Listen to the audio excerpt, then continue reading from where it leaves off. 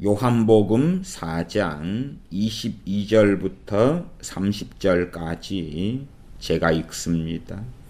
너희는 알지 못하는 것을 예배하고 우리는 아는 것을 예배하노니 이는 구원이 유대인에게서 남이니라. 아버지께 참으로 예배하는 자들은 신령과 진정으로 예배할 때가 오나니 곧 이때라. 아버지께서는 이렇게 자기에게 예배하는 자들을 찾으시느니라. 하나님은 영이시니 예배하는 자가 신령과 진정으로 예배할지니라. 여자가 가로되 메시아 곧 그리스도라 하는 이가 오실 줄을 내가 아노니 그가 오시면 모든 것을 우리에게 고하시리이다. 예수님께서 이르시되 너게 말하는 내가 그로라 하시니라. 이때에 제자들이 돌아와서 예수님께서 여자와 말씀하시는 것을 이상히 여겼으나 무엇을 구하시나이까 어찌하여 저와 말씀하시나이까 묻는 이가 없더라. 여자가 물동이를 버려두고 동네에 들어가서 사람들에게 이르되 나의 행한 모든 일을 내게 말한 사람을 와보라. 이는 그리스도가 아니냐 하니 저희가 동네에서 나와 예수님께로 오더라. 아멘. 요한복음에서는 주님을 믿는 것에 대한 말씀들이 중심, 축을 이루고 있다 말씀드렸습니다.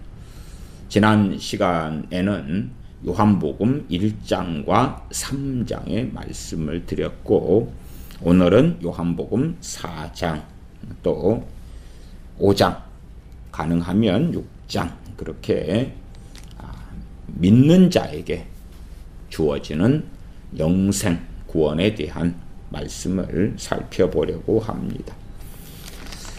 지난 시간에 요한복음 3장 그리고 1장, 3장을 보았으니 그 사이에 요한복음 2장은 다소 살펴보지 않아서 2장은 한번 짚고 가겠습니다. 요한복음 2장은 첫째는 가나의 혼인잔치 이야기가 나왔고요. 그리고 이 가나의 혼인잔치에서 물로 포도주를 만드시는 주님과 또한 주님을 믿는 마리아, 주님을 믿는 주님의 모친 마리아. 무엇을 믿습니까? 주님께서 그러한 이적과 기적을 행하실 수 있음을 믿는 마리아. 그리고 그 다음 요한복음 2장 하반에는 예루살렘 성전을 깨끗게 하시는 그러한 주님의 말씀이 나와 있습니다. 그 가운데 2장 23절로 가면 22절도 그렇습니다. 성전을 깨끗게 하시는 그 사건과 이어져서 요한복음 2장 22절로 가면 죽은 자 가운데서 살아나신 후에야 제자들이 이 말씀하신 것을 기억하고 성경과 및 예수님의 하신 말씀을 믿었더라. 여기에서 믿음은 훨씬 더 포괄적이지요. 말하자면 주님의 제자들이 주님을 믿었을 거 아니에요. 그렇죠? 믿었을 거 아니에요. 그러나 주님을 믿는데 단지 내가 예수님 믿었다 그래서 끝나는 건 아니라 그 말이에요. 내가 주님을 믿으니까 성경을 다 믿는 거다. 그것은 말이 안 된단 말이에요. 주님을 믿는데 그러나 주님의 말씀 가운데는 이제 내가 믿는 말씀이 있고 안 믿는 말씀이 있다 그 말이에요. 첫째는 말씀을 듣지 아니하고 모르는데 어떻게 믿을 거냐. 믿지 못하겠지요. 그런데 보통 많은 사람들은요. 나 예수님 영접했어. 예수님 믿었어. 그러니 난 믿음 있어. 예수님을 믿는 믿음이 있다는 것은 맞는 이야기일 수 있어요. 물론 뭐 어떤 사람들이 말하는 나 예수님 믿어요 하는 것이 하나님 보실 때에 다 인정받는 건 아닐 거예요. 그러나 이제 그런 부분까지 우리가 다 알 수 없는, 나아가 하나님의 판단하시는 영역에 속하는 부분이 많기 때문에, 그러나 예수님 믿습니다 하는 것 이상으로 주님을 믿는 믿음 위에 그 사람의 믿음은 성장해 가야 돼. 거듭나는 영원히 썩지 아니한 씨가 있으면 그 씨로 거듭나는데, 그 씨는 신비에 내려서, 마음판에 내려서 싹을 틔우고 뿌리를 내려야 돼요. 씨 뿌리는 비유의 말씀처럼 그러해야 돼요. 길가 땅에 떨어진 씨앗처럼 사탄 마귀가 와서 듣지 못하고 깨닫지 못하는 자들에게서 빼앗아가 버리는 씨앗이 있지만, 돌짝밭이나 가시덤불, 엉겅퀴 그런 땅과 옥토에는 어쨌든 씨가 떨어진 다음에 그 썩지 아니할 씨, 영원한 생명을 주는, 거듭남을 주는 그 씨로 말미암아 그들에게 놀라운 구원의 역사가 일어나지요. 물론 결과적으로 돌짝밭과 가시덤불 그러한 땅은 결실하지 못하였습니다. 좋은 땅만 결실하게 되었지요. 어쨌든 요한복음의 흐름은 믿음이라는 흐름이 있다. 그것은 기억하셔야 된다. 믿음, 구원, 영생, 그런 말씀의 중심을 아주 많이 두고 있다. 그런 가운데 이 제자들의 믿음에 대한 이야기도 하고 있다. 22절에 다시 읽으면, 죽은 자 가운데서 살아나신 후에야 제자들이 이 말씀하신 것을 기억하고, 이 말씀은 19절, 너희가 이 성전을 헐라 내가 사흘 동안에 일으키리라. 그 말씀이고, 기억하고 성경과 및 예수님의 하신 말씀을 믿었더라. 이러한 말씀을 통하여 또한 성경, 구약 성경 전체를 믿었다. 그런 말도 말이 되지는 않아요. 왜? 모르는 것을 믿을 수는 없는 것이에요. 신학생들의 무서운 점이 뭐냐 그러면, 믿음에 대해서 믿음이 무엇인지를 유감스럽게 모르게 된다는 거예요. 그리고 신학교를 나온 사람이 누가 되냐 그러면 목사가 되지요. 무서운 점 중에 속해요. 왜 무서운 점이냐 그러면, 신학생들 또한 신학대학원생들이 신학책을 읽어요.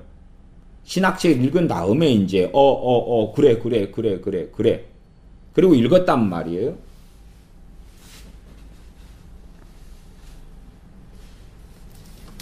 뭐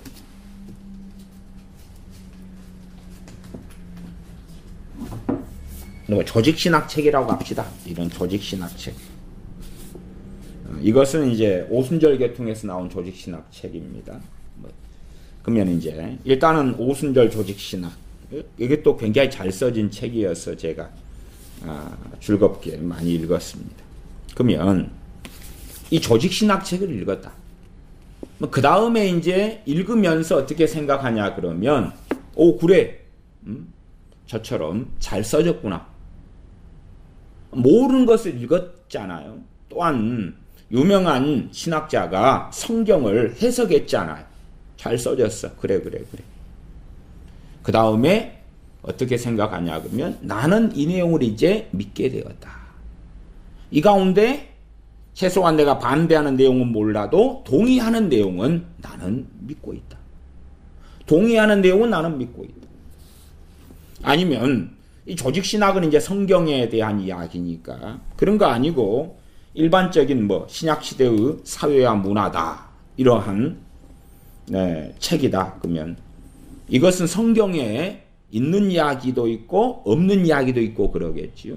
이런 거 읽은 다음에 나는 지금 믿음이 더 잘하고 있어. 하나님을 더 많이 알고 있어. 그렇게 쉽게 생각하고 착각하게 될 거라 그 말이에요. 이게 많은 신학생들이 신학책을 읽은 다음에 나는 이것에 동의해. 그러니까 나는 이것을 믿고 있는 거야. 그렇게 생각하는데, 믿음은 그런 것과는 유감스럽게 비슷하게 보이나 그것은 모조품이다 그 말이에요. 모조품. 요즘에는 꽃 모조품이 있지요. 그러면 그 꽃 모조품이 심지어 실제 꽃보다 비싸기도 해요. 그러나 그것은 생명이 없는 가짜다 그 말이에요. 가짜. 그래서 요즘에는 꽃 모조품이나 화분 모조품이 잘 나오기 때문에요. 간혹 가다가 카페에 가서 그런 걸 볼 때는 만져봐요. 왜? 진짠가 가짠가. 그리고 앞에서 한 1m 떨어진 데서 보거나 심지어 50cm 떨어진 데서 보아도 구분 안 되는 것이 있어요. 그러니까 손으로 만져봐. 이게 가짠가 진짠가 만져보면서 아 이게 가짜네 확인하는 것들도 저 같은 경우는 간혹 있어 옵니다. 그러나 그 가짜는 생명이 없다는 거예요. 그러나 아무리 이렇게 봐도 저렇게 봐도 심지어 진짜보다 더 진짜 같을 수가 있다고만. 진짜보다 진짜 같을 수 있어요. 그런 것들이 신학 지식도 그러하다 그 말이에요. 신학 지식을 보면서 읽었는데 그것이 그냥 믿음이 되는 거 아니에요. 그러니까 신학생들이 이제 목사가 되는 과정 속에 신학책을 좀 읽었어요. 신학 강의를 좀 들었어요. 그리고 거기에 그래 그렇구만. 보수신학 개혁신학 그래 그렇구만. 나 동의하고 인정해. 그러니까 믿음. 그리고 목사 되어가지고 그런 것이 마치 믿음인 양 설교하고 가리키는데 그 베이스 근원 기초로 사용해 버려요. 그 기초 베이스 근원 속에서 그래 그런 내용 내가 인정하고 동의해. 그런 성경 해석 인정하고 동의해. 그것은 믿음이 아니거든요. 그러나 그렇게 자기가 믿기 때문에 그 배경 속에서 설명하고 가리키고 전파해요. 그렇기 때문에 믿음이라는 게 무엇인지 제대로 알지 못하는 미망 속에 들어가고야 말지요. 심지어 나 예수님 믿었어. 예수님 안에 모든 것이 있어. 단순 이론이죠. 예수님 안에 모든 것이 있어. 나는 예수님을 믿었어. 그렇기 때문에 예수님 안에 모든 것이 있는 성경 66권을 나는 다 믿은 거야. 그 단순 논리. 그러나 주님의 제자들은 주님은 믿었는데 나중에 주님 부활하신 다음에야 주님께서 하신 이때의 성전 숙정 사건, 청결 사건 등을 통하여 말씀하신 이 말씀을 믿게 되었다. 그런 말씀을 해요. 더 자세히 말씀을 설명하지는 않겠습니다. 요한복음 2장 23절입니다. 6월절에 예수님께서 예루살렘에 계시니 많은 사람이 그 행하시는 표적을 보고 그 이름을 믿었으나 믿는 이야기가 나오죠. 행하시는 표적을 보고 믿었다. 표적을 보고 믿는 믿음은 참 중요해요.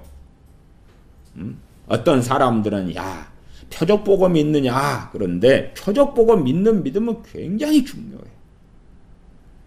실제로 표적을 안 보고 믿는 믿음하고요. 표적을 보고 믿는 믿음에서 어느 믿음이 더 전체는 아니지만 전반적 확률상 퍼센트상 표적을 보고 믿는 믿음이 더 굳건하고 주님을 더 사랑하고 나아가 성령 충만이나 성령 세례 받는 사람들이 더 많아요. 표적을 보고 믿는 믿음. 물론 주님께서는 보지 않고 믿는 자들이 복되다 말씀하셨어요. 보지 않고 믿는 자들. 그러나 최소한 보지 않고 믿는다 해도 말씀을 들어야 믿으니까 그 말씀을 통한 어떤 역사, 어떤 성령님의 역사하심이 있는 경우들이 대부분이 되겠죠. 나아가서 주님께서 이 땅에 오셔서 주님이나 사도들, 제자들이나 병을 고치고 권능을 행하고 귀신을 쫓아내는 일을 하면서 복음을 전파하시며 말씀을 가르치셨다. 그 말이에요. 빌립 집사님 같은 경우도 사마리아에 가서 병을 고치고 귀신을 쫓아내면서 복음을 증거하고 그 표적 등을 통하여 하나님의 살아계심을 알고 그리고 주님을 영접하고 믿었더라 하는 것입니다. 물론 그러한 표적 없이 말씀만 듣고 주님을 믿을 수 있어요. 그러나 사실은 어떤 면에서는 일부를 빼놓고는 아주 연약한 믿음 단계에서 시작하는 경우들을 많이 보고, 연약할수록 쉽게 넘어지고 쉽게 쓰러지고 쉽게 주님으로부터 이탈하지요. 그 다음에 이제 요한복음을 자세히 보셔야 돼. 자세히 보시면 주님을 믿었다. 우리는 이제 결정론, 운명론에 많이 사로잡히기 좋아하니까 주님을 믿었다. 구원받았다. 그리고 끝. 그렇게 요한복음도 안 나왔고, 그 다음에 당연하게 마태, 마가, 누가복음이 그렇게 안 나왔어요. 다시 말하면 주님을 믿었는데, 그러나 주님을 믿는다고 짜잔 하고 변화되느냐? 그렇지 않다 그 말이에요. 이게 많은 사람들이 주님 만나면 변화됩니다. 그럴 수도 있고 안 그럴 수도 있는 거예요. 주님 만나면 당연히 거듭난 사람은 많게든 적게든 바로 변화되는 부분은 존재해야 하고 또한 존재해야 돼요. 그러나 어떤 극단론처럼 주님을 만나면 100% 변화된다거나 주님을 만나면 아주 놀랍게 변화된다거나 그런 것은 성경이 동의하지 않아요. 성경이 동의하지 않아요. 정말 특별한 경우는 있어 왔어요. 그것은 청년 사울, 사도 바울 된 청년 사울 같은 경우는 특별한 경우가 있어 왔어요.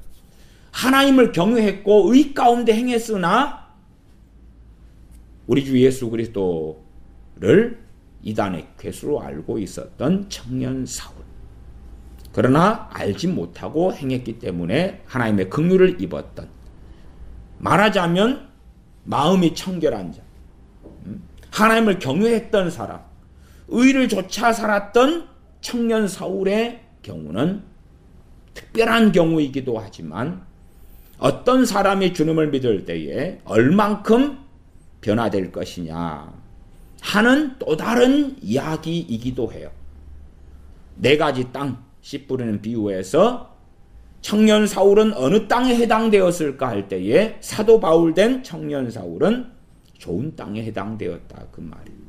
물론 그가 하나님에 대한 열심이 특심해서 예수를 믿는 사람들 이단 전파자나 이단의 괴수들로 알고 교회를 무너뜨리고 박멸시키려고 했던 그 악함이 있지만 그 악함은 주님을 알지 못하고 하나님의 뜻을 오해함으로 일어났던 일이다 그 말이에요. 그러지 청년 사울이 너무나 모든 것이 악했는데 다메섹 도상에서 주님 한번 만난 다음에 모든 것이 아름답게 변했다. 그건 소설이라. 그건 소설이에요. 제가 이런 이야기를 하는 것은 이 요한복음 2장 23절에 많은 사람이 그 행하시는 표적을 보고 그 이름을 믿었다. 그 이름, 예수님의 이름, 예수님께서 메시아 그리스도이심을 믿었다 그 말이지요. 하나님께서 보내신 분이시라는 것을 믿었다. 그런데 왜 그 말씀 다음에 그 다음에 믿었으나 이렇게 나왔겠냐 그 말이에요. 믿었습니다. 믿었으나 그 말은 믿었습니다. 그러나 그렇게 되겠지. 그러나 직접 주님께서 표적을 행하시고 말씀을 전하시는 걸 듣고 믿었다 그 말이에요. 직접 주님 만나고 믿었다 그 말이지요. 그런데 왜 그러나가 나왔느냐. 그리고 주님께서도 24절에 예수님은 그 몸을 저희에게 의탁지 아니하셨으니 이는 친히 모든 사람을 아심이요. 여기에서 모든 사람을 아신다 그 말이 뭐냐 그러면 주님을 믿었는데 그 뱃속에 있는 것이 가변적이다 그 말이죠. 때와 상황에 따라서 육체의 정욕으로 이생의 자랑으로 안목의 정욕으로 악함으로 완악함으로 얼마든지 돌변한다 그 말. 돌변해요. 이 땅의 사람들도 그렇지 않습니까? 내가 어떤 은혜를 입었을 때는 간이나 쓸개나 뽑아줄 것처럼 하고 살다가 그러다가 어느 때 되면 상황이 돌변하고 바뀌면 안면을 몰수하는 많은 일들이 있습니다. 그러한 다양한 사례를 들지 않는다. 그래도 최소한은 뭐 결혼 부부간의 관계에서 그런 일은 비일비재로 일어날 것입니다. 저도 이 믿는 크리스천들 사이에 이혼 소송에 대한 많은 사례를 직간접적으로 듣고 보고 알아왔습니다. 그래서 뭐 제 가까운 관계 속에서도 그러한 이혼 소송, 너무 사랑해서 결혼했는데, 그리고 애들도 주렁주렁 낳았는데, 나중에 이제 여자는 자기가 좋아하는 남자가 생기고, 남자는 자기가 좋아하는 여자가 생기고, 그래서 상대방과 이혼해야 되겠다 그 말이. 그러나 두 사람 다 크리스찬이라.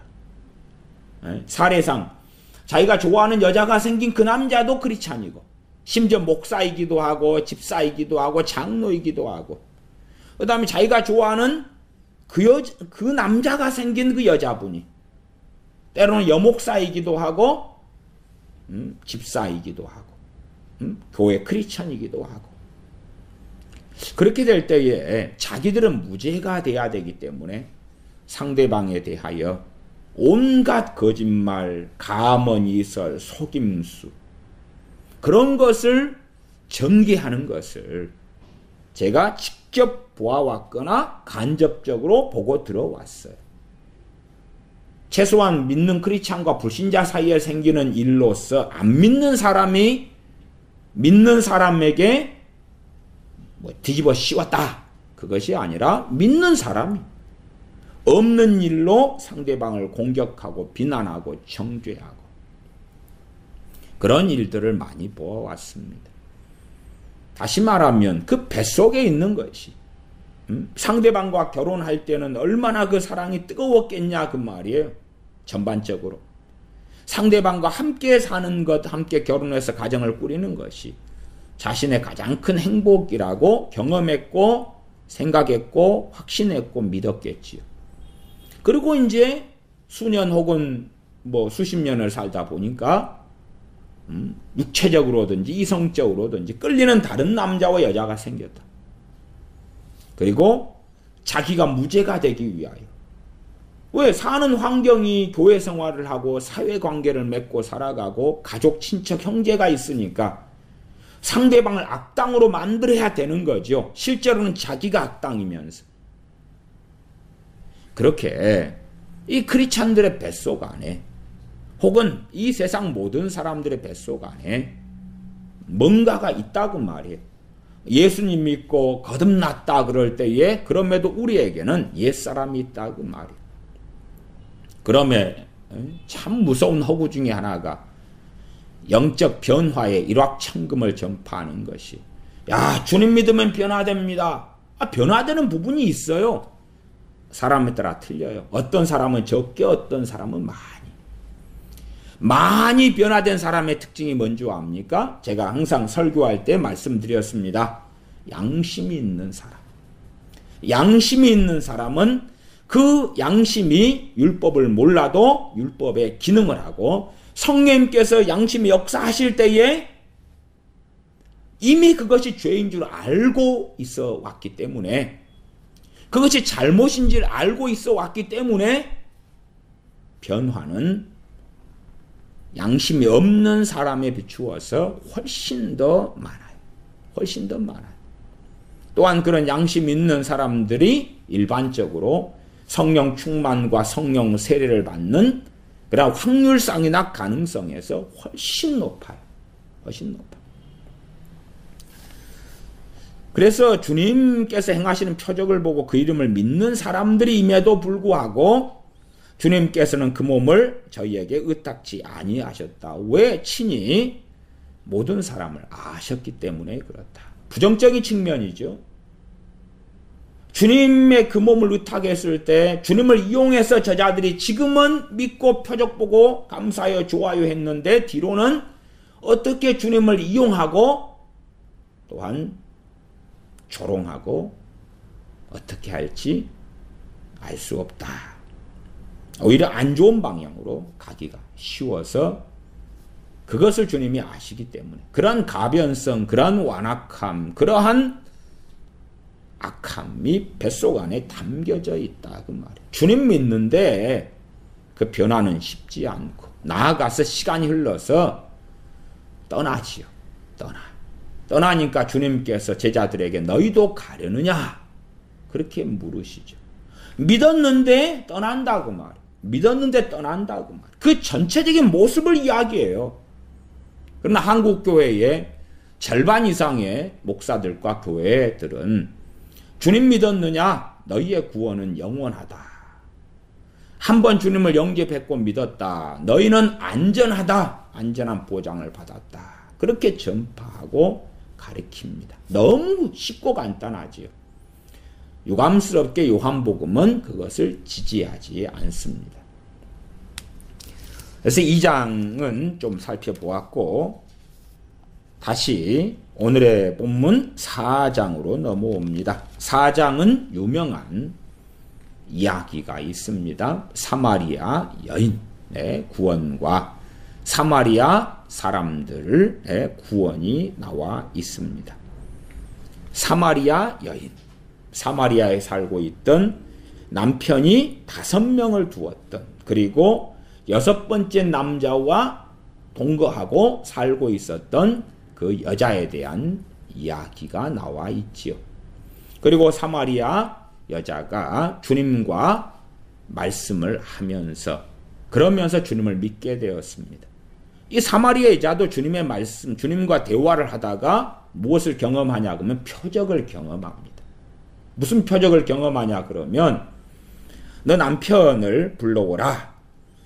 요한복음 4장 16절에 가서 내 남편을 불러오라. 그러니까 이 여자가 나는 남편이 없나이다 그러지요. 그러니까 주님께서 그래 그리고 끝난 게 아니라 사실은 유대인인 주님께서 전혀 자기 인생과 삶을 알 수 없는 그런 분께서 하시는 말씀이 그 여자의 뱃속과 심령을 뚫어보시는 것입니다. 그래서 너가 남편이 없다는 말이 옳도다 그럽니다. 그러니까 이 여자의 생각에는 어떨 때는 이 동거, 6번째 동거남이 어떨 때는 남편으로 여겼을 때도 있을 것이고, 그러나 포기하고 이제 동거남으로 마지못해 여자의 혼자 몸으로 살기 어려우니까 한 남자를 두고 산 것 정도가 되었을 수 있겠지요. 주님께서 너가 남편이 없다는 말이 옳도다. 그런 이야기까지 사마리아 여인이 들을 때는 저 사람이 어쨌든 내 말에 속아 넘어갔다. 뭐 그랬을 수 있는데 그 다음 주님 말씀 듣고는 정말 기겁을 하고 놀래고 말았지요. 그것은 18절에 너가 남편 5이 있었으나 지금 있는 자는 너 남편이 아니니 너 말이 참되도다. 너가 남편 5이 있었다. 그것을 누가 할 수 있냐 그 말이. 기껏해야 알만한 사람은 가까운 가족 친척이나 아니면 동네 사람들 얼마거나 그랬을 거겠지요.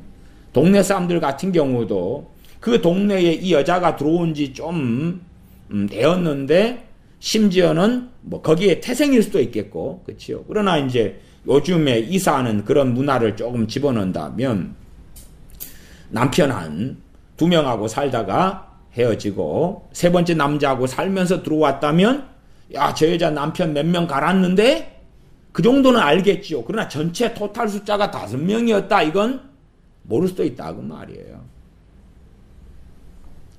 뭐 그런 어쨌든 사마리아 마을 사람들은 이 여자의 삶에 대하여 전반적으로 알고 있어요.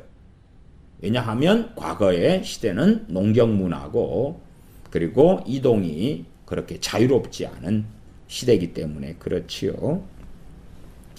그래서 이 여자에게는 어쨌든 표적이 나타납니다. 주님의 말씀이 표적이 됩니다. 18절에 너가 남편 5이 있었으나 지금 있는 자는 너 남편이 아니니 너 말이 참되도다.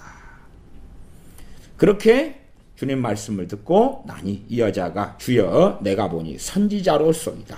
여기에서 주여는 보편적으로 사용하는 말입니다. 보편적으로. 심지어 남편에 대하여 주여 여자들이 그러기도 했고요. 그래서 주여는 주인에게 종이 주여 그러기도 했는 보편적인 말. 때로는 메시아께 사용되기도 하고 하나님께 사용되기도 하고 그 다음에 인간사에서는 또 보편적으로 사용되는 단어입니다.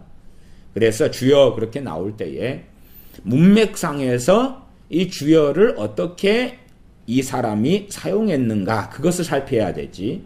그냥 와 주여라고 했으니까 신앙 고백했구나 그러면 안 됩니다. 왜? 주여 내가 보니 선지자로서이다. 그리고 선지자십니다. 라는 고백을 하면서 주여 사용한 것입니다. 메시아로 아직까지는 안 믿은 것이지요.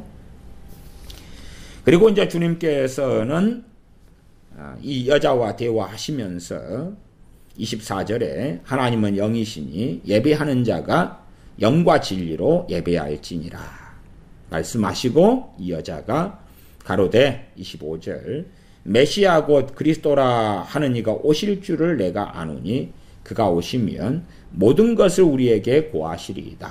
메시아 이야기를 합니다. 이 여자가.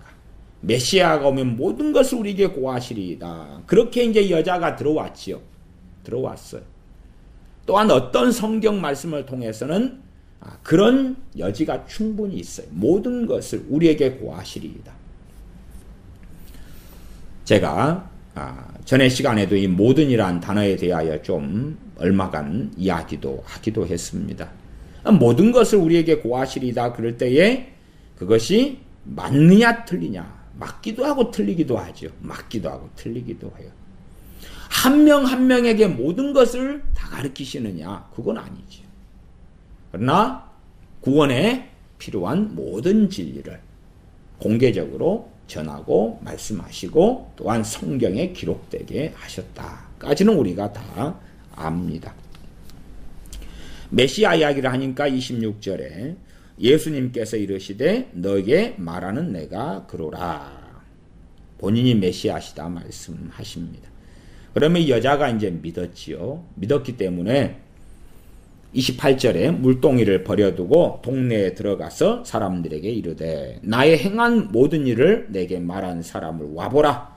이는 그리스도가 아니냐 하니 저희가 동네에서 나와 예수님께로 오더라. 이 여자가 믿은 이야기를 하는 거예요. 여자가 믿은 이야기. 사마리아 여자가 예수님 믿은 이야기를 하고 있는 거예요. 놀랍지요. 놀라워요.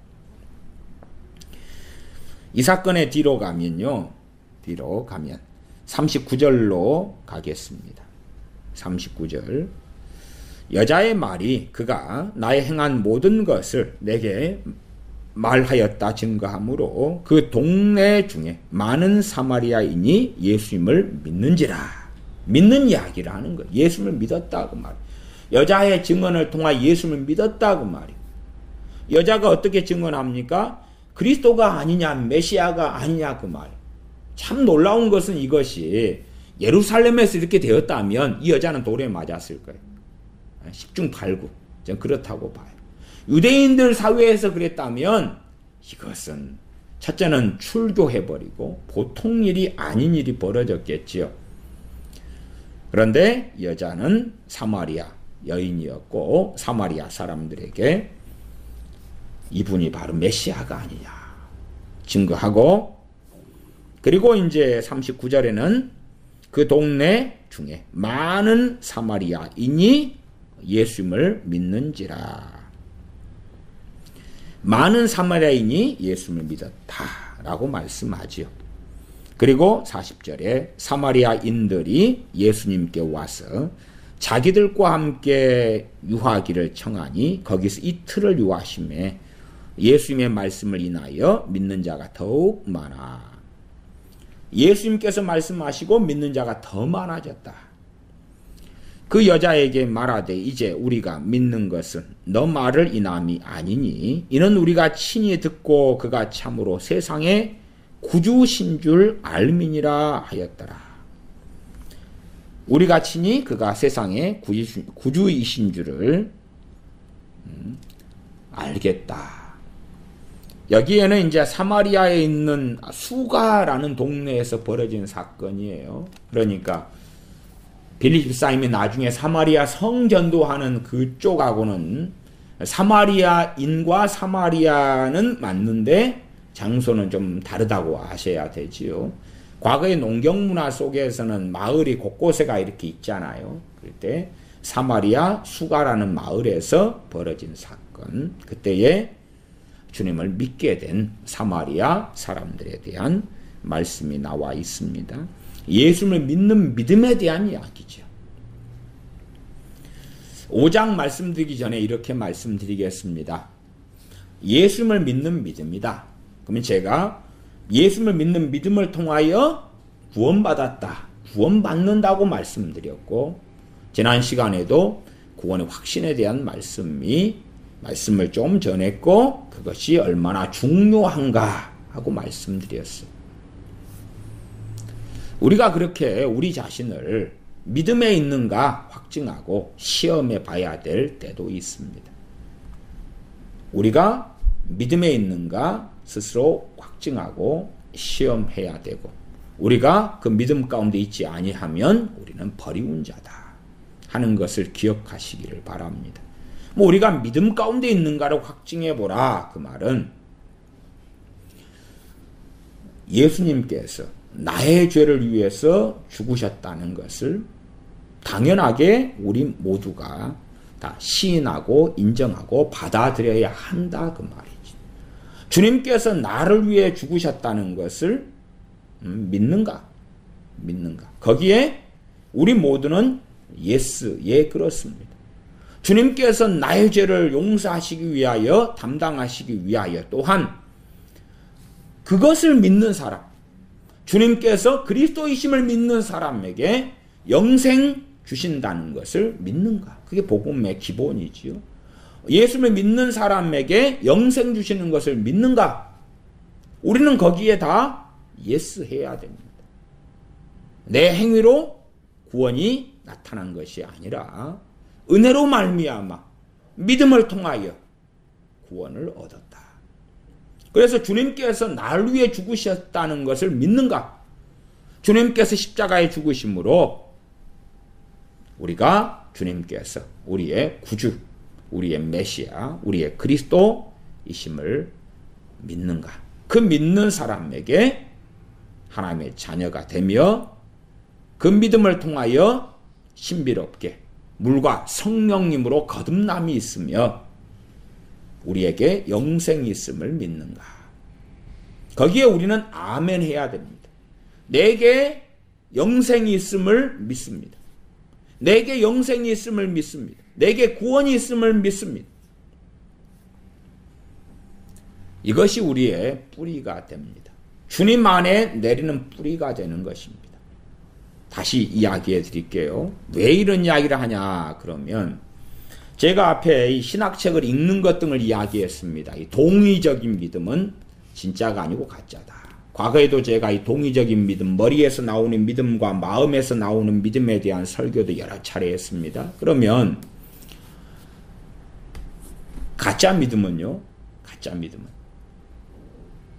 또한 동의적인 믿음을 가진 사람은 가장 기본적인 구원의 확신과 구원에 대한 말씀을 전할 때에 아무 일이 없습니다. 아무 일이 없어요. 물론 동의적인 믿음을 가진 사람이 복음을 증거할 때에 그때에 자기는 믿었다고 생각했는데 이제 믿을 수도 있어요. 그렇지만 동의적인 믿음에서 멈추는 사람, 그리고 주님의 메시아인 건 맞아. 거기에서 멈추는 사람은 구원의 확신에 대한, 또한 주님을 믿음으로 영생을 얻었습니다 하는 것을 받아들일 때에 아무 일이 없어요. 아무 일이 없어요. 그러나 예수님을 정말 믿는 사람이 맞는데, 또한 거듭난 사람이 맞는데, 하나님의 백성이 맞는데, 말씀을 통해서 오래 살아오다 보니까 말씀은 우리의 죄를 지적하고 순종을 요구하고 우리의 새 사람을 입고 변화된 삶, 옛사람을 벗어버리는 것, 거룩한 삶을 요구하시기 때문에 말씀에 비추어 볼 때 우리가 너무나 덜 떨어졌다 그 말이에요. 너무나 부족하다 그 말이에요. 너무나 죄가 많다 그 말이에요. 너무나 완악한 것이 많이 발견된다 그 말이에요. 그래서 구원의 확신을 상실해 버리는 사람들이 생겨납니다. 구원받은 사람인데 예수님 믿는 사람인데. 그러나 자기가 볼 때에 미달이에요, 미달. 자기가 볼 때에 구원받은 사람이라면 이 정도는 해야 될 걸로 보이는데, 그것도 이제 각자의 양심에 따라 기준이 틀리겠죠. 양심이 훨씬 예민하고 민감한 사람은 이 기준이 훨씬 높을 것이고, 완벽주의 성향이 있다 그러면 기준은 더 높을 것이고, 양심이 좀 별로 없다 그러면 100점 만점으로 할 때에 한 10점, 20점 정도만 되면 나는 될 거다. 그렇게 할 것이고, 양심이 아주 예민하면 커트라인이랑 90점까지도 올릴 수 있을 거라고 말이에요. 그런 의미에서 많은 거듭난 사람들이 구원의 확신을 상실해 버립니다. 언제 구원의 확신을 가질까 할 때에 자기가 세워놓은 그 기준점을 넘어갈 때에, 그것은 각자의 기준점이 다르다 그랬습니다. 제가 과거에 말씀과 치유 집회 설교하면서도 이러한 부분들을 가지고 구원의 확신이 얼마나 중요한가 하는 설교들도 몇 차례 했던 걸로 기억됩니다. 그래서 우리는 우리 기준을 가지고 있고, 문제는 심지어 이제 자기 양심상 기준을 커트라인 60점이라고 했다고 칩시다. 이 정도 살면은 도달해야지만이 하나님의 자녀라고 주장할 수 있고, 내게 영생이 있음을 믿습니다 할 수 있고, 내가 구원받았습니다 할 수 있을 거라. 그런데 크게 두 가지 문제가 그런 사람에게도 생깁니다. 첫 번째는, 그런 사람이 이제 열심히 말씀도 살려고 성경도 보고 설교도 듣습니다. 그러면서 기준이 올라갑니다. 기준이 올라가요. 말하자면 60점 정도 돼야지만이 내가 하나님의 자녀입니다 하는데, 60점이라는 점수는, 마음의 점수는 커트라인이 있다고 합시다. 그런데 이 정도 돼야지 60점이라는 것이 이 정도 돼야지 60점이다 이런 걸로 바뀐다고 말이에요. 두 번째는 60점을 넘었다 그래도 그것은 행위구원론이죠. 그러니까 가짜가 돼버리고 만다는 사실이에요. 왜? 내 행위로 구원받아야 되면 은혜로 인하여 믿음으로 얻는 구원은 어디 갔느냐 그 말이에요. 우리는 빵점인 사람들이, 나아가 빵점은 고사하고 0점이에요. 0점. 빵점은 고사하고 마이너스인 사람들, 빚진 자들, 마이너스인 사람들이 구원받는 것입니다. 거기에서 출발하는 거예요. 그래서 우리가 마이너스란 말은 죄가 많은 사람들이, 의가 있는 게 아니라, 의로운 삶, 하나님을 경외하는 삶이 있는 게 아니라 죄가 많은 사람들이 구원받는 것이고, 그래서 정말로 양심이 있는 사람들이라면 죄가 많은 곳에 은혜가 더하도다 하는 것을 압니다. 왜? 양심을 통하여 최소한 내가 얼마나 죄가 많으며 구원받을 수 없는 사람인 것을 아는데, 그런 내가 구원받고 영생을 얻고 하나님의 백성 자녀가 되었다는 것을 알게 되었으니까 그 알을 다른 말로 믿음이라 바꿀 수 있습니다. 그러한 믿음을 얻게 되었기 때문에, 구원을 얻게 되었기 때문에, 하나님의 선민 백성이 되었기 때문에, 천국을 소유한 자가 되었기 때문에 그 감격은 훨씬 더 클 것이다. 제 어릴 때는 집이 가난해서 우유 하나 그렇게 먹기를 바랐고, 또 친구들이 어쩌다가 이제 세상이 좋아져서 우유에다가 딸기 우유, 초코 우유가 나올 때가 있어요. 물론 저는 근처에도 가지 못했습니다만은 딸기 우유, 초코 우유 먹는 걸 볼 때에 침을 꼴딱꼴딱 삼키고 살았습니다. 그러면 돈 있는 집안 아이들이 딸기 우유, 초코 우유 먹는 것은 별거 아니에요. 왜?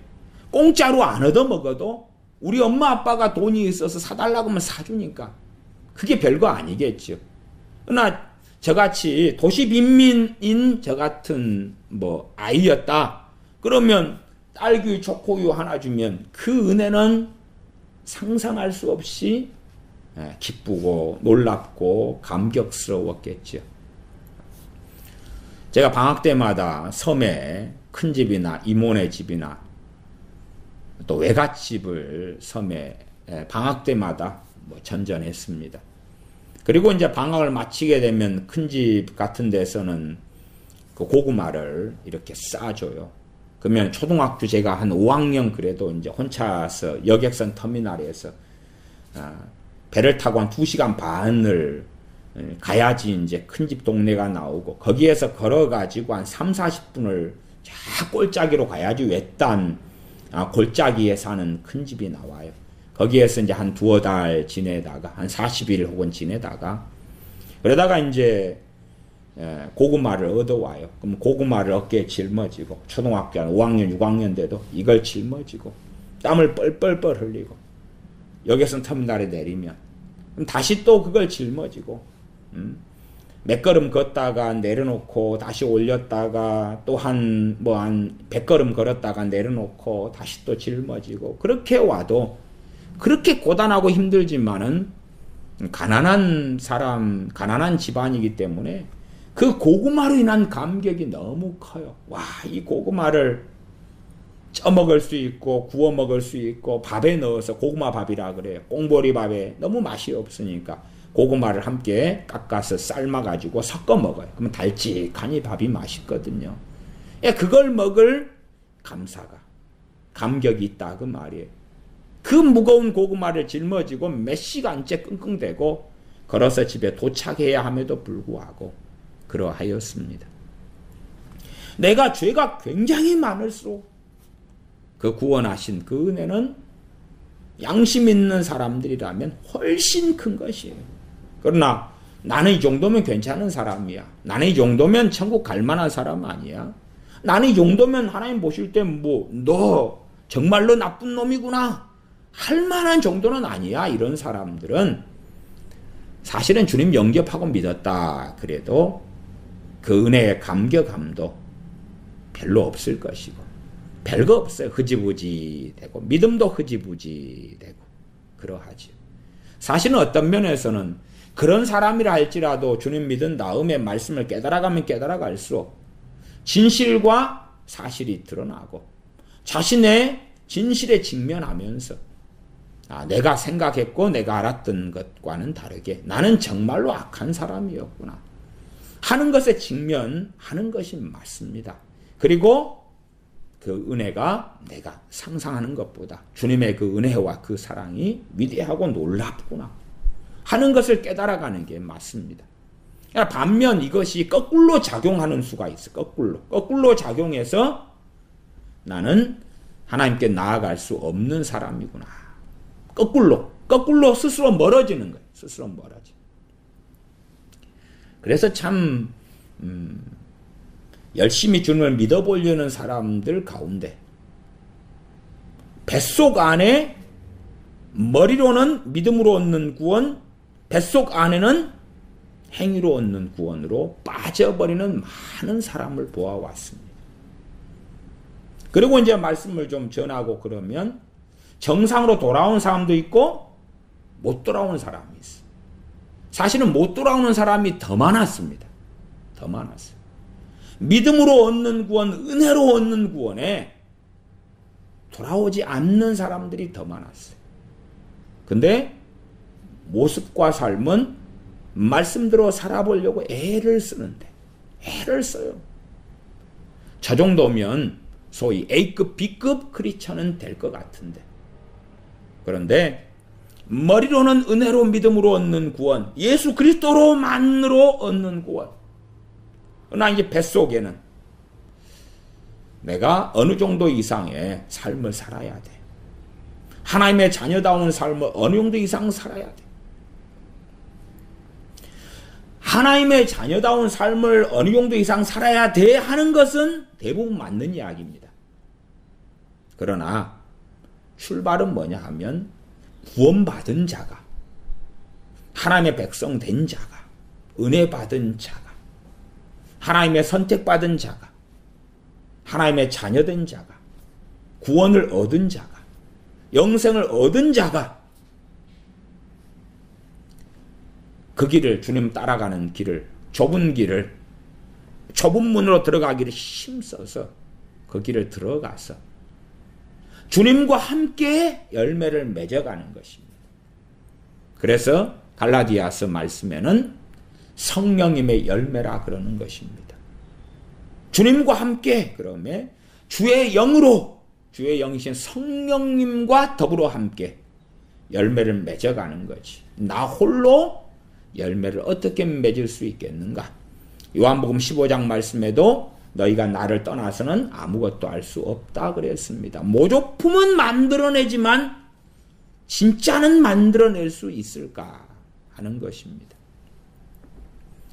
그래서 다시금 주님의 복음 속에 들어가면, 다른 말로 주 예수 그리스도를 우리가 믿는 믿음을 다시 확증한다면, 그러면 주님의 은혜가 생겨납니다. 누구에게요? 진짜에게. 진짜 크리스천에게.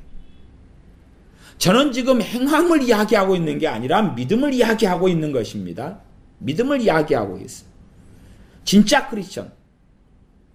저는 거기에서 어떤 사람들이 책을 쓰고 진짜 크리스천, 리얼 크리스천 하는 것처럼 삶에 열매가 있어야 되고 변화가 있어야 되고 그런 사람이 리얼 크리스천이다 이런 관점을 이야기하는 게 아니라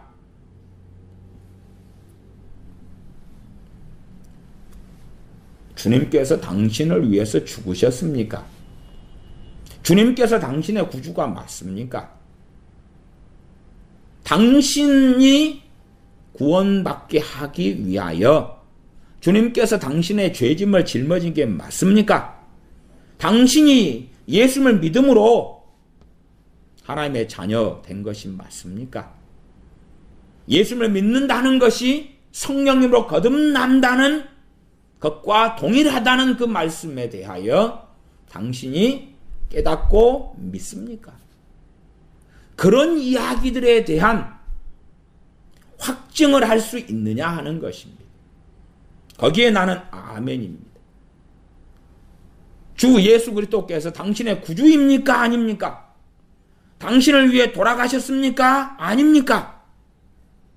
당신에게 구원을 주기 위하여 예수님께서 십자가를 지셨습니까? 아닙니까? 주님의 십자가는 당신과 관련이 있습니까? 없습니까? 거기에 답을 하십시오. 거기에서 확증을 하십시오. 그 말이지요. 그리고 거기에 마음에서 아멘 할 수 있다면, 아멘 한다면, 맞습니다. 옳습니다. 내가 크리스천으로 10년, 20년을 살았는데, 그런데도 나는 실제로 별로 변화되지 않았고, 너무나 부족한데, 그럼에도 내 삶을 놓고 볼 때는 별 볼 일 없는데, 주님께서 그럼에도 이 부족하고 어리석은 자를 위하여 죽으신 것이 맞습니다. 맞습니다. 주님께서 날 위해 죽으셨습니다. 주님께서 내 죄를 짊어지셨습니다.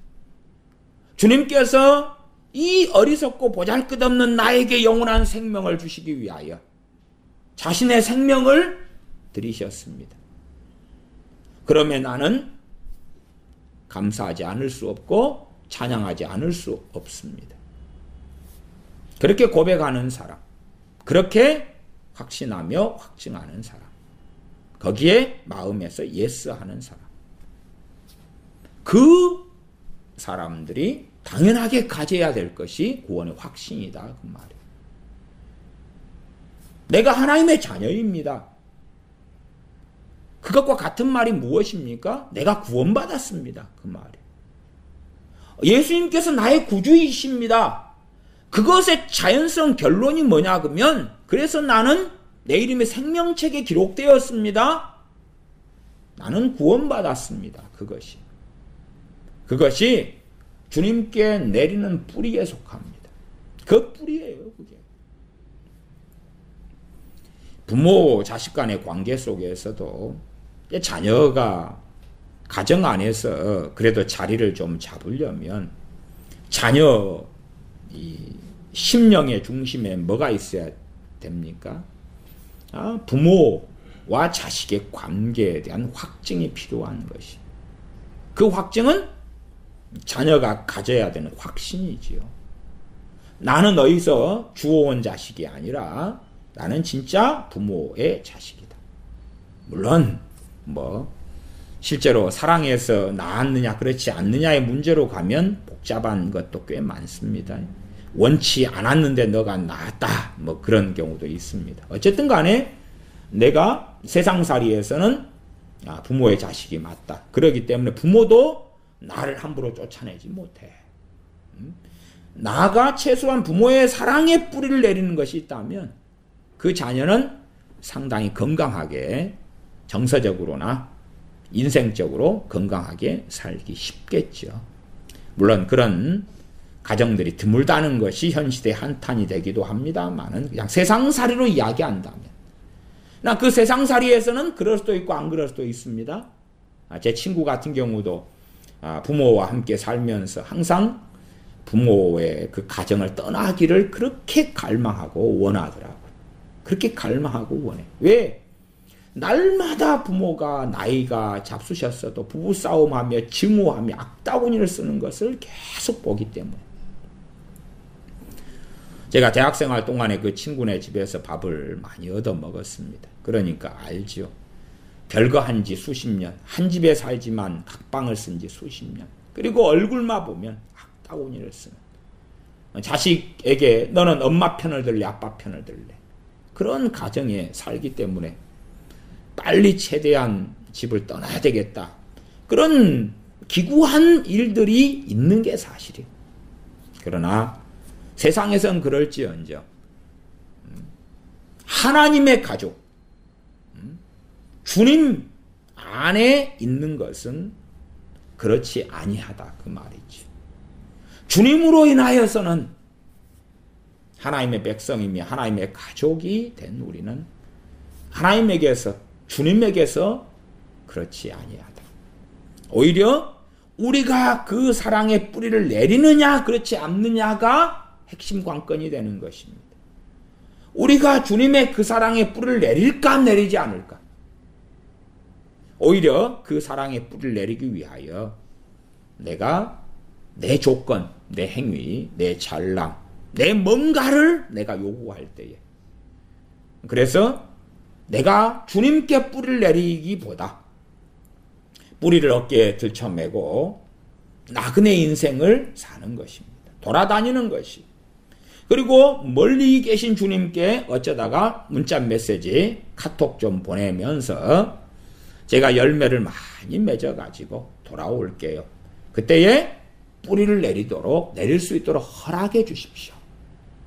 내가 열매를 많이 맺어올게요. 주렁주렁. 그러나 뿌리를 어깨에 들쳐매고 우리라는 나무가 돌아다니고 떠나는 시간이 오래될수록 말라 비틀어져 죽어버리겠죠. 열매 맺는 건 말이 안 되는 것이. 물론 열매 맺는 것처럼 보일 수도 있고 그렇게 그럴싸하게 나타날 수도 있을 거예요. 말이 안 되는 이야기입니다만은 이제 어떤 작은 나무가 열매가 쬐끈하게 맺히는 것이 몇 개 있다고 합시다. 그런데 뿌리를 뽑아가지고 어깨에 들쳐매요. 그 다음에 이 조그만하게 맺힌 열매를 내가 크게 만들어가지고 올게요 하고 떠나면 조금 후에 그 작은 열매조차도 말라 비틀어지고 생명조차도 사그러들고 말겠지요. 우리가 나무 같은 걸 이식할 때도 뽑은 다음에 이제 일정한 시간 안에 다시 얼른 심어야 돼. 그렇지. 말라 비틀어질 때까지 놔둬서 생명이 사라진 다음에 다시 심으면 이미 죽었지요. 저야 이제 원예도 하고 그런 농업교육과 이런 출신이어서 그런 세계에 대하여 여러 경험도 있고 또한 풍월도 좀 많은 그런 입장에 속합니다. 잘못 조경을 해놓으면 보면 한 50그루를 쫙 심었는데 겨울 지나고 아니면 여름 지나고 이렇게 보니까 이미 몇 그루 죽어 있는 거 보이잖아요. 그러면 뿌리 관리 잘 못했구나, 무슨 관리를 잘 못해서 저게 죽었구나 하는 뭔가가 나오지요. 우리는 하나님의 자녀인 것을 스스로 확증해야 됩니다. 스스로 말씀을 통해서, 복음을 통해서. 우리 자신의 조건을 따지면 안 돼. 그렇게 하면 안 돼. 그렇게 하면 안 돼. 갓난아이가 태어나서 뭔가를 했기 때문에 그 부모의 자녀가 되는 게 아닌 것처럼. 거기가 우리가 출발해야 될 출발선이에요. 올림픽이든 경주든 달리기든 할 때 출발선에 딱 서잖아요. 출발선을 앞걸음 몇 걸음 앞서 나가 있으면 심판이 호루라기 불면서 너 그렇게 있으면 반칙이야. 거기서 출발하면 반칙이 되죠. 출발선에 정확히 서가지고 총을 빵 쏘든지 그러면 달리기 하는 것처럼 하나님의 자녀의 삶도 출발선에 서야 되는 거예요.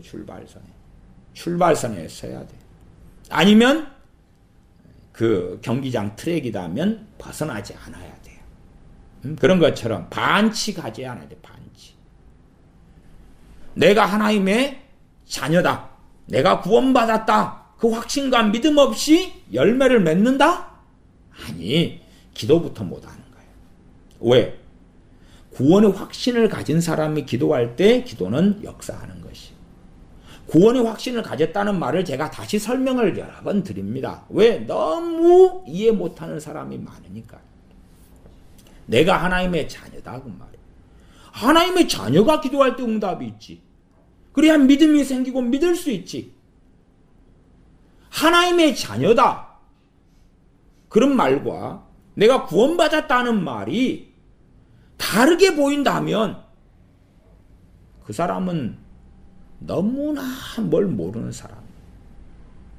그런 사람들이 어떻게 많아지는가 모르겠어요. 갈수록은 퇴행하고 퇴보하고 문해충이 되고 바보가 되는 것 같아요. 내가 하나님의 자녀다. 하나님의 자녀가 어디 갑니까? 천국 가지요. 내가 하나님의 자녀다. 하나님의 백성이다. 하나님의 아들이며 딸이다. 그 사람이 하나님의 자녀의 권세를 받았다. 요한복음 1장의 지난 시간 말씀이었죠. 다른 말로 하나님의 자녀란 말이 구원받았다 그 말 아니에요. 영생을 얻었다. 천국 백성이 되었다 그 말이죠.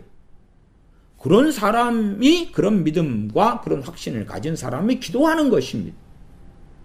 하나님의 자녀가 되기 위하여 기도하는 것도 아니고 아니면 기도 응답을 많이 받고 그리고 삶이 아름답게 변화된 다음에 내가 하나님의 자녀인 것을 그때 믿으려합니다.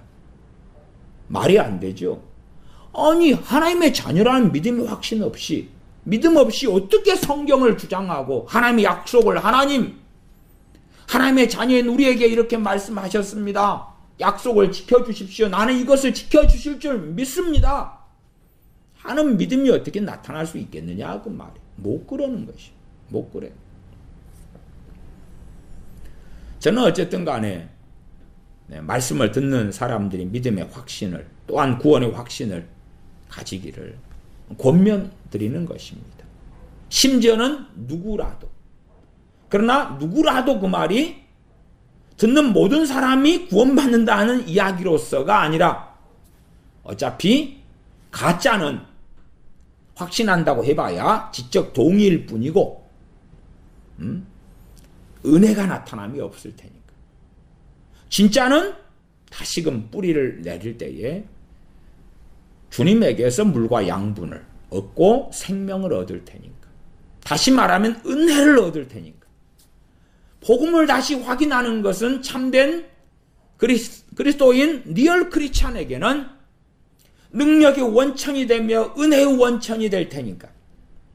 그러나 리얼 크리스찬이 아닌 사람들에게는 복음을 다시 확인하고 주 예수 그리스도의 십자가를 다시 확인하고 그 흘리신 보혈을 다시 듣고 보아도 그래도 뜨뜻미지근할 테니까. 뜨뜻미지근할 테니까. 아무리 입으로 나는 구원받았습니다. 1000번 만번을 말해도 예수님께서 나의 죄를 짊어지셨습니다. 100번 1000번 만번을 고백해도 가짜들에게는 아무 일이 없으니까. 물론 착각을 하고 정신병에 걸리고 그래서 나는 구원받았습니다 하고 달려갈 수는 있을 거예요. 죽을 때까지도.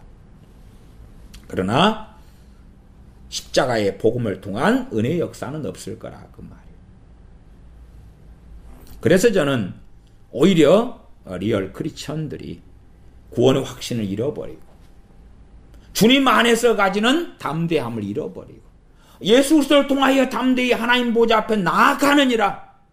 왜 예수님을 통하여 담대히 하나님 보좌 앞에 나아갈 수 있는가를 이해하지 못하고 잃어버릴 때에 그의 기도는 무능해져 갈 것이며 기도의 역사는 없을 것이며 믿음의 근원과 뿌리를 상실해 버리니까 믿음이 뭔지도 모르게 될 뿐만 아니라 믿음은 역사하지 않겠지. 역사하지 않겠지. 하나님의 자녀가 이 말씀을 가지고 하나님 앞에서 믿을 수 있는데 하나님의 자녀가 아니라는데 어떻게 믿을 수 있겠느냐 그 말이에요. 하나님의 자녀의 다른 말이 구원받은 자, 구원받은 자, 하나님의 백성이 된 자. 그 간단한 것도 이제는 망각하거나 알지 못하거나 아니면 저같이 그 간단한 것을 이해시키려고 애써야 되는 이 무서운 시대가 도래했습니다. 종교인들에게 구원의 확신이 그냥 전파되는 것에 대하여 저는 많은 우려를 했고 또한 그 부분에 문제가 있다고 설교해 왔습니다. 그러나 반대로 부족하고 연약한데 하나님의 자녀인 사람들이 하나님의 자녀라는 확신도 담대함도 믿음도 잃어버린 채 기도해도 아무 역사가 없고 이제 믿음도 역사하지 않고 그리고 불안과 염려증 속에 살고 태풍이 치거나 태풍 치는 바다를 배를 타고 가서 난파되거나 아니면 침몰되어 언제 죽을지 모르는 상황 속에서 구원의 확신이 없이 두려움과 절망만 남았다. 어떨 때는 비행기가 날아가다가 아주 역풍이나 강풍을 만나거나 태풍권에 들어가서 비행기가 요동치거나 뚝뚝 떨어지거나 흔들릴 때 공포 속에 사람들이 잡히는데 그 가운데 크리스천이 그리고 제가 말씀드리는 것은 거듭난 사람이 리얼 크리스천이 자신의 삶을 의지하고 하나님 앞에 서려니까 의지할 만한 것이 없어서 구원의 확신이 없는 채 두려움과 공포 속에 사로잡혀 산다. 물론 그런 극단적인 상황이 될 때에 이런 문제가 드러나겠지요. 평안할 때는 아직 내 죽을 날까지는 몇십 년 남았어 할 것이고 죽음의 공포에 직면할 때 신종 코로나로 이야기한다면은 그 몇 번 환자인가요? 몇 번 환자가 그 지금 19명째 지금 신종 코로나 환자가 진단되고 나타났습니다. 그러면 그 가운데 몇 명의 크리스천이 있겠지요. 몇 번 환자는 서울에 있는 어느 교회를 다니는 사람인데 잠복기 때 어느 교회 가서 나와서 결국 그 교회의 예배를 얼마 동안 문 닫고 폐쇄하기도 했습니다. 그러니까 내가 크리스천이다. 근데 신종 코로나에 걸렸다. 지금 중국에서 몇백 명이 죽어가지 않습니까? 치사율이 정확히 몇 프로인지는 모릅니다. 그러나 죽는 사람과 완치된 사람의 비율로 따지는 것이 좀 더 치사율의 근거가 더 높다. 저는 그렇게 봐요. 어쨌든 죽는 사람들이 생겨나니까 그럼 내가 중국에 있는 크리스천들도 어쨌든 겉으로 볼 때는 한 9천 몇백만 이렇게 말합니다. 9,600만도 있고 9,200만도 있고 뭐 자료가 다 다르니까. 그러나 어쨌든 9천만대 많이 잡는 사람 1억 명이 넘었다 이렇게도 말합니다. 중국의 인구가 14억 몇천만입니까? 14억 뭐 6천인가요? 그 가운데 1억 명 가까이가 크리스천이다. 그러면 지금 중국 우한이나 중국 전역에서 신종 코로나에 감염된 기독교인이 꽤 있을 거라고 말이에요. 죽음의 공포 속에서 있는 그 극단적인 상황이 되었을 때에 내 구원의 이유와 근거로 누구를 댈 것인가? 내 자신의 행위인가? 아니면 예수 그리스도이신가? 내 구원의 근거와 이유가 누구인가? 내 죄사함의 근거와 이유가 무엇인가? 내가 거룩하게 살아왔기 때문에, 의롭게 살아왔기 때문에 용서받는가? 하나님의 관계에서는 그런 말씀이 있어요. 요한일서 1장 7절. 그러나 하나님의 관계 가운데 죄 용서에 대한 부분이 있어요. 우리가 다른 사람의 죄를 용서할 때에 천부께서도 우리의 죄를 용서해 주신다. 그것은 이제 하나님의 백성으로 살아가는 가운데 벌어지는 일입니다. 저는 지금 뿌리를 이야기하는 것이고, 그런 말씀들을 섞어버리면 안 돼요. 섞어버리면 곤란해요. 어쨌든 갈수록 말씀에 대한 이해력이 떨어지기 때문에요. 이제는 각자 자기 속에는 옳은 대로 행하는 시대고, 하나님 말씀도 자리가 맞는 제자리가 아니라 여기저기서 갖다가 짬뽕하고 섞어버리니까, 우리가 한국 사람은 반찬이 많이 밥을 먹잖아요. 그러면 입안에서 섞이는 건 동의하고 인정하지만, 정말 어울리지 않는 것을 섞어버리면 어째? 된장국에다가 멸치볶음을 섞어버리거나 부어버리거나 그런 것들. 아니면 카레에다가 멸치볶음을 부어버릴까요? 카레에 된장국을 부어버리면, 그러면 옛날 말로는 그걸 뭐라 그러냐 그러면 돼지밥이다 그래. 꿀꿀이죽 돼지밥이다 그래. 응? 과거에 저도 돼지밥 좀 시골에서 주고 그랬습니다. 그러면은 잔반 남은 거 다 모아가지고 이제 돼지 여물통에 부으면 이 똥 묻은 돼지들이 그냥 일어나가지고 좋다고 꿀꿀꿀 해가지고 막 달려듭니다. 이거저거 섞이는 거죠. 또 개도 키울 때는 또 개밥도 그렇게 하는 거예요. 개밥도 국하고 이렇게 밥하고 섞어서, 요즘엔 사료 줍니다만은 그것도 잘 살게 된 시대부터 사료가 나왔지요. 사람 먹다 남은 그런 거예요. 개밥 줘요. 개도 좋다고, 돼지도 좋다고. 돼지는 좀 더 개보다는 좀 질이 떨어진 걸로 그렇게 하죠. 이게 섞어버리는 거, 하나님 말씀도 짬뽕하고 섞어버리는 거예요. 막 섞으면 이제 개밥이 튀어나오는 건데, 그래서 이상한 대로 흘러가는 얼마나 많은 일들이 있는가 그 말입니다. 일단은 요한복음 5장까지는 좀 보고 오늘 말씀을 마감하는 쪽으로 가겠습니다. 제가 4장을 이야기하고 그러면서 정말 우리가 왜 어떻게 용서받았는가? 누구 때문에 하나님의 백성이 될 수 있는가? 되었는가? 하나님의 자녀가 되는 이유와 근거가 무엇 때문이면 누구 때문인가? 죄의 용서, 사함받는 것이, 하나님의 긍휼과 자비를 얻는 것이 누구 때문이며 무엇 때문인가? 구원받는 것이 누구 때문이며 무슨 이유 때문인가? 그 답에 있어서 우리 주 예수 그리스도로 결론 나지 않는다면, 그렇다면 우리는 어리석은 자가 될 것이고, 우리 주 예수 그리스도 때문에 내가 구원받았습니다 한다면 그 사람은 가장 지혜로운 사람이 될 것입니다. 거기에서 출발하는 것입니다. 그 출발, 비유로 한다면 뿌리, 우리가 나무로 한다면 내려야 될 뿌리, 그것을 뽑아버린 사람, 끊어버린 사람, 잘라버린 사람들은 가장 어리석은 사람들로 판명 날 것입니다. 저는 아주 많은 사람들이 자기의 뿌리를 잘라버리거나 뽑아버리거나 그렇게 해왔고 해오는 것들을 보아왔습니다. 요한복음은 우리 주 예수 그리스도를 믿는 믿음으로 얻는 구원에, 또한 예수를 믿는 믿음으로 얻는 영생에 포인트를 맞추고 있다.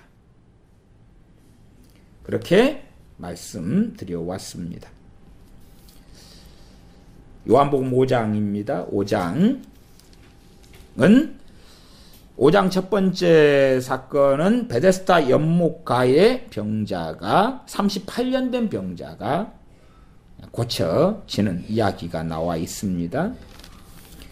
이제 그 이야기를 넘어가서 특별히 영생 얻는 것 중심으로 나와 있는 말씀으로 가면 19절부터 보겠습니다. 19절부터 마지막 요한복음 5장 47절까지가 전반적으로 믿음으로 얻는 구원에 대한 이야기를 다 하고 있습니다. 얼마나 방대합니까? 정말 방대합니다. 어떤 면에서는 로마서보다 훨씬 더 방대하고 많이 말씀하고 있기도 하다. 그렇게 말씀드리겠습니다. 요한복음 5장 19절부터 봅니다. 그러므로 예수님께서 저희에게 이르시되 내가 진실로 진실로 너희에게 이르노니 아들이 아버지 하시는 일을 보지 않고는 아무것도 스스로 할 수 없나니 아버지께서 행하시는 그것을 아들도 그와 같이 행하느니라. 그리고 24절로 건너갑니다.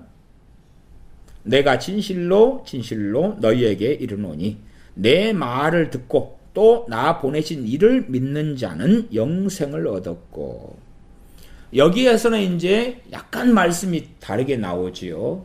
어떻게 다르게 나옵니까? 나를 믿는 자는이 아니라 나를 보내신 이를 믿는 자는 그렇지. 어떤 면에서는 비슷하거나 같은 말씀이 되기도 합니다. 나를 보내신 이, 하나님께서 누구를 보내셨다고요? 주님을 보내셨다고. 주님을 메시아로 보내셨다고. 그런 메시아로 예수 그리스도 주님을 메시아로 보낸 아버지 하나님을 믿는 사람.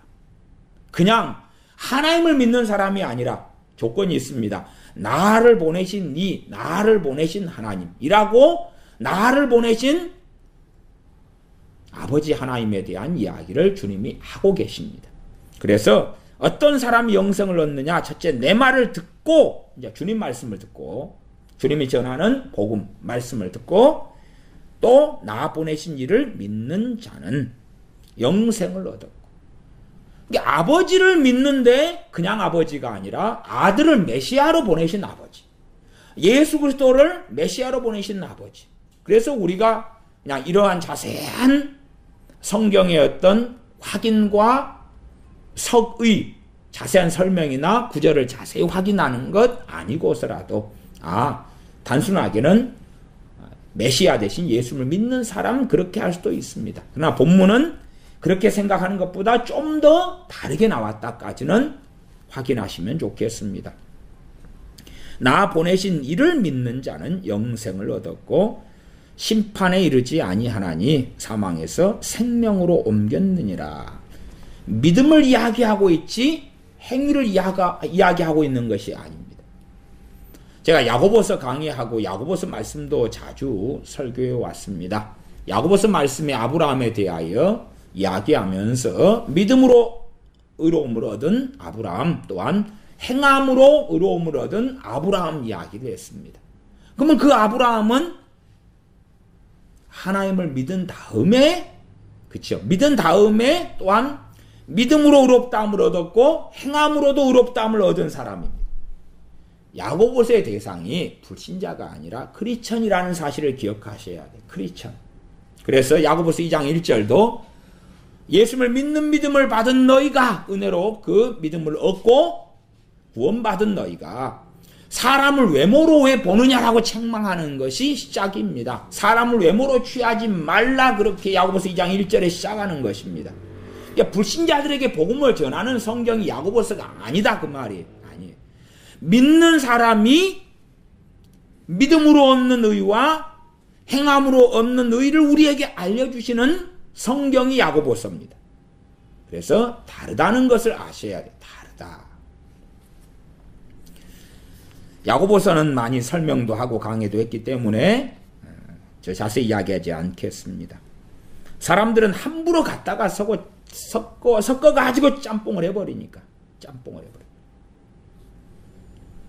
그래도 짜장면과 짬뽕파에서 나는 짜장면이 좋다, 짬뽕이 좋다, 둘 다 좋다, 이런 사람들 때문에 만들어진 메뉴 중에 하나가 짬짜면 같은 거 아닙니까? 한 그릇을 반으로 이렇게 나눠가지고 한쪽에는 짜장면 담고 한쪽에는 짬뽕 담고 그래서 짬짜면 그렇게 주문해서 파는 중국집도 있습니다.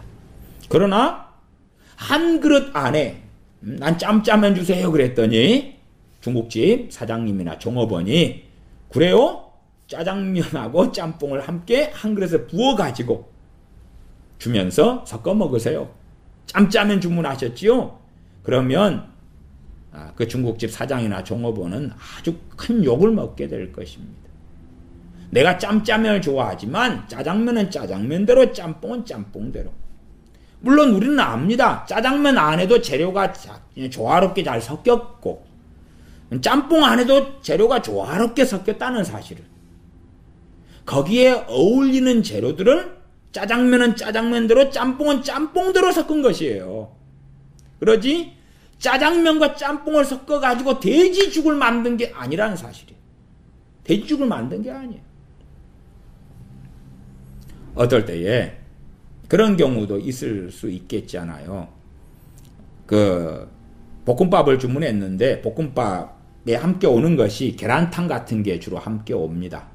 그러면 이제 어느 때는 코일로 이렇게 위에 이제 랩으로 씌워가지고 다 오는데 그 제대로 두 개가 안 돼가지고 또 오토바이가 덜컹덜컹 배달 오토바이가 흔들려가지고 계란탕이 그냥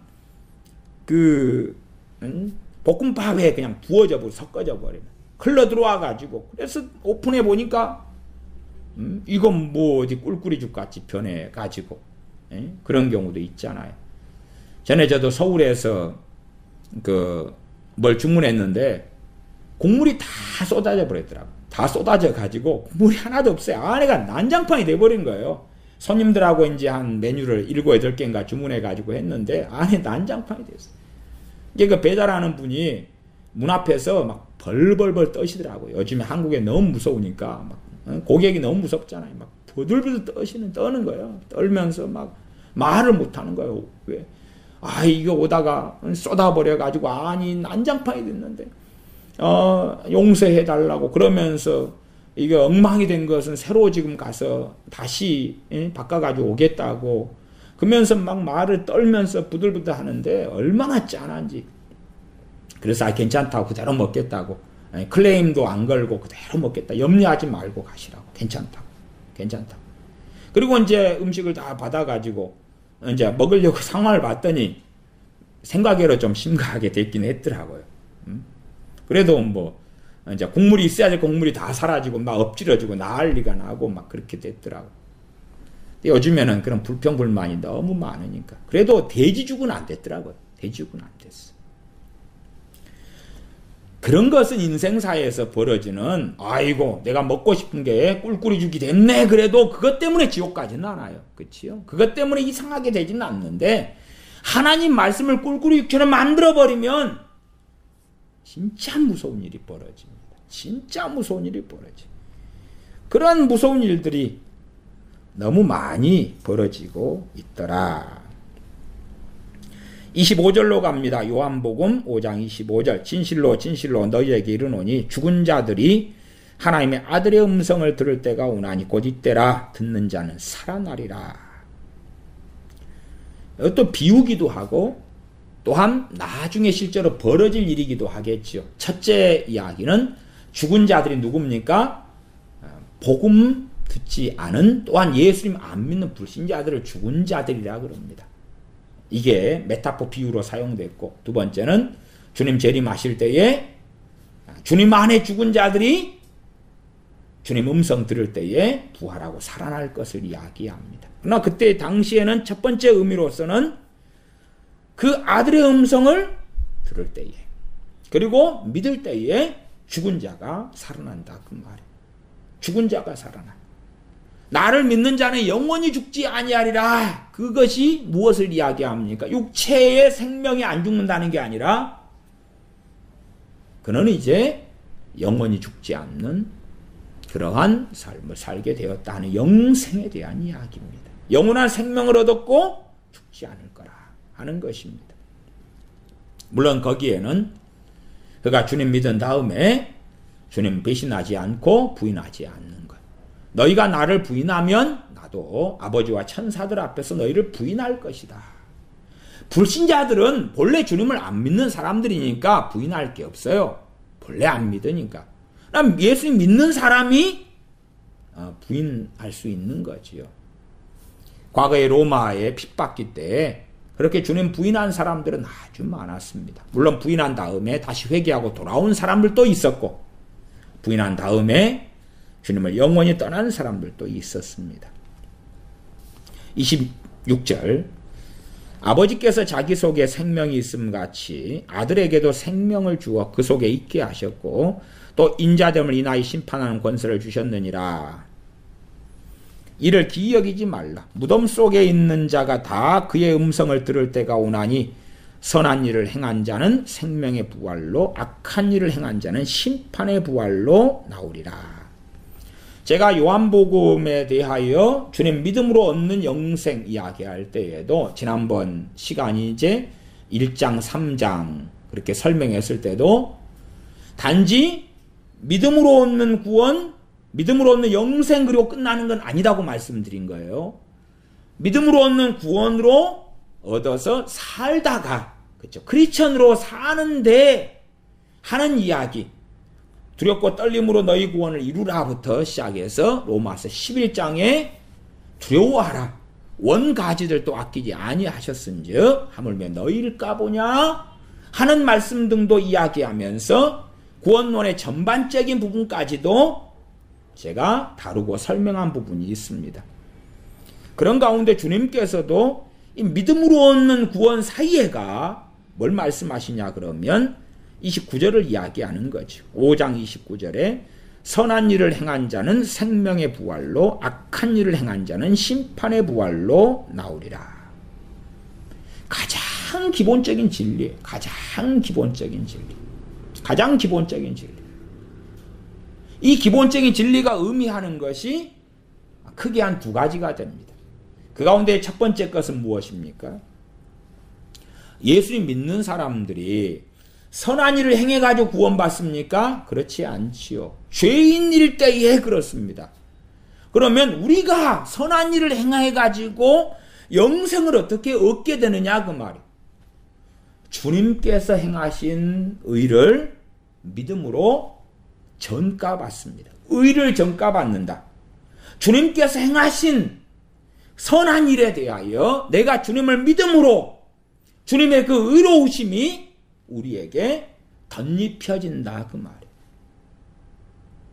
진실로는 죄인이고 악인이고 악한 일을 행한 자로 심판을 받아야 될 자인데, 주님을 믿는다는 것은 두 가지 의미가 있습니다. 하나는 내 죄를 주님께 넘겨드리는 것이고, 두 번째, 주님의 부활을 또한 믿는다는 것은 주님의 의로우심을 내 의로 믿음을 통하여 받는 것입니다. 이게 복음의 핵심에 들어가는 것입니다. 죄만 단지 넘기면, 세상적인 비유로 한다면 빚쟁이가 이제 빚을 다 갚고 영원이 되었습니다. 영원. 거지죠, 거지. 거지도 뭐 입고 있는 옷은 하나 있을 거 아니에요? 아무것도 없는 상태. 그래서 천국 못 들어가죠. 의가 있어야 한다 그 말이에요.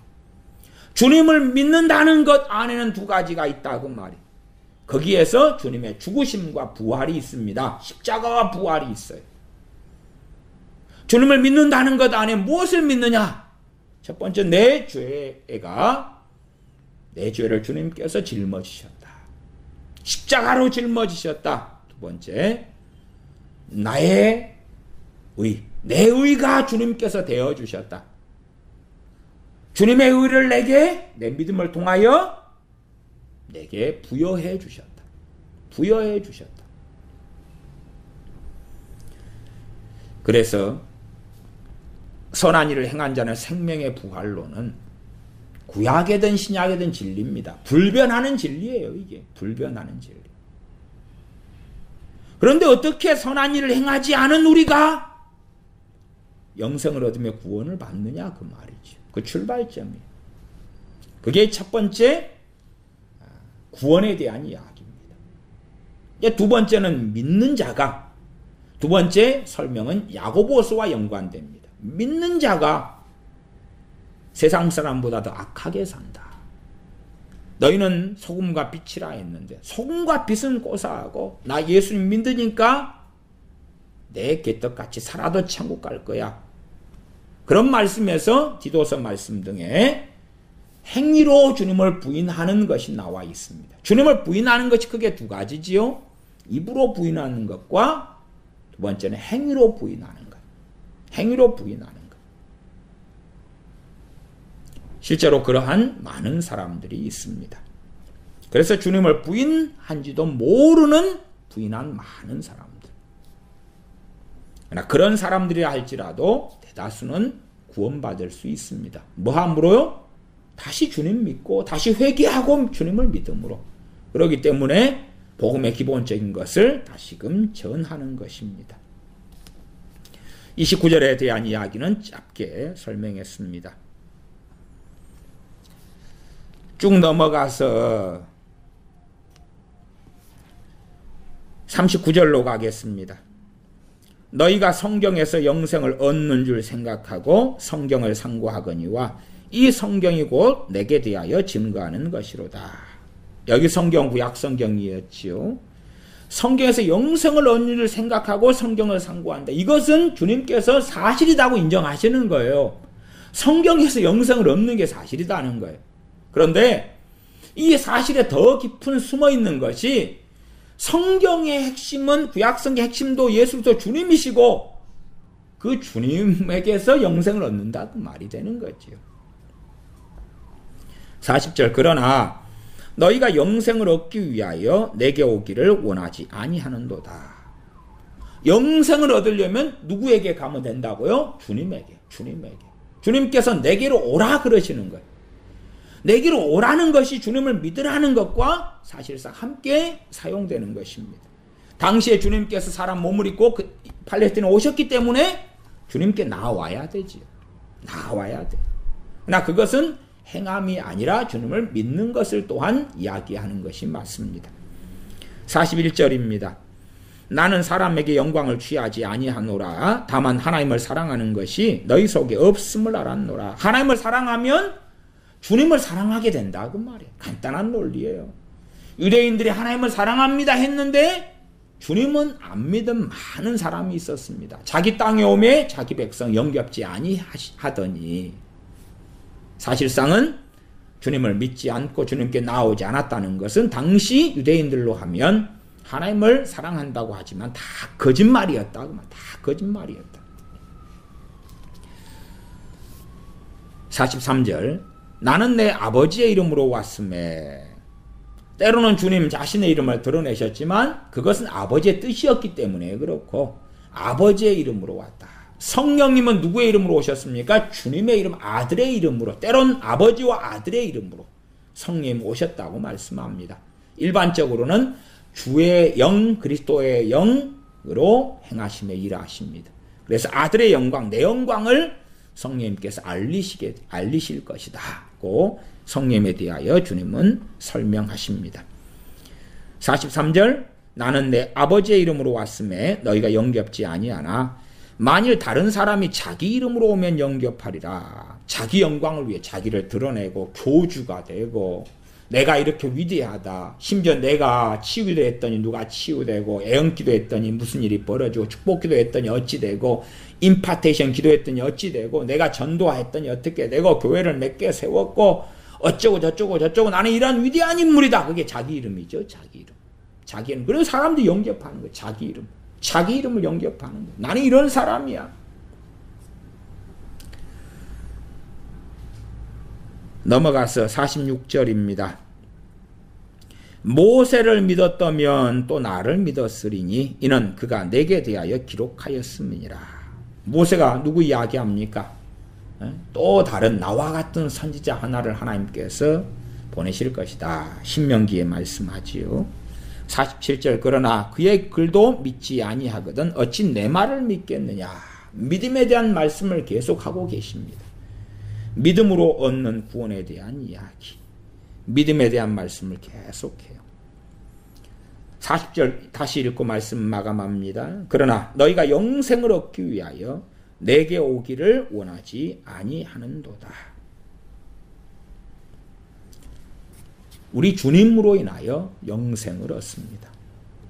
이것은 복음의 놀라운 진리가 명확하게 요한복음에 계속 반복하여서 나와 있습니다. 다음 시간에는 6장, 요한복음 6장을 할 것이고 6장 다음 한 10장, 12장, 또 17장 이렇게 봐보면서 가능하면 중간중간에 있는 장들도 짧게 보면서 요한복음을 통한 주님으로 인하여 예수 그리스도를 통하여 은혜로 인하여 얻는 구원, 주님을 믿는 믿음을 통하여 얻는 구원에 대한 이야기를 계속 살펴보려고 합니다. 기도하겠습니다. 아버지 하나님, 우리가 하나님의 자녀됨의 확신과 담대함과 믿음을 쉽게 잃어버릴 때가 많습니다. 우리 자신의 행위를 들여다보다 보니까 우리 자신의 어리석음과 모남을 보면 볼수록 내가 얼마나 구원 얻기에 합당치 않은 사람인가 보면서 내 스스로 구원 받을 사람이 되려고 발부둥치나 그러나 갈수록은 주님에게서 뿌리를 뽑아버리는 어리석음 속에 들어감을 봅니다. 내 의를 내려놓고 주님의 의에 의탁합니다. 주님의 의로우심, 주님의 거룩하심을 믿음을 통하여 우리의 거룩하심으로 믿고 받아들입니다. 주님의 의를 주님을 믿음으로 우리에게 전가해 주시는, 넘겨주시는, 덧입혀 주시는 그 은혜에 감사를 드립니다. 우리 스스로 만들어내는 모조품이 아니라 주님께서 행하신 그 의로우심을, 그 의를 믿음을 통하여 우리가 받고 믿음으로 인하여 의인이 되어 의로운 자리에 서서 감히 하나님께 고개를 들 수 없는 자들이나 믿기 때문에 주님의 의를 전가받았기 때문에 고개를 들고 담대하게 하나님의 보좌 앞에 나아가고 엎드리며 하나님의 자녀의 권세로 인하여 기도하고 주님의 그 사랑이 우리를 강권하시기 때문에 주님 안에 살며 주님을 위하여 사는 사람으로 살기를 원합니다.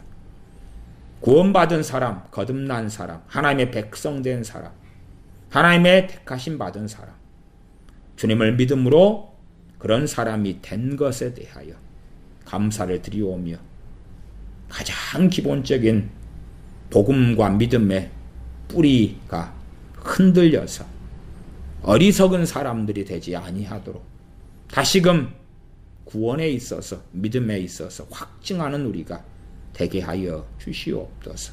우리 주 예수님의 이름으로 기도하옵나이다. 아멘. 함께 얼마간 기도하겠습니다.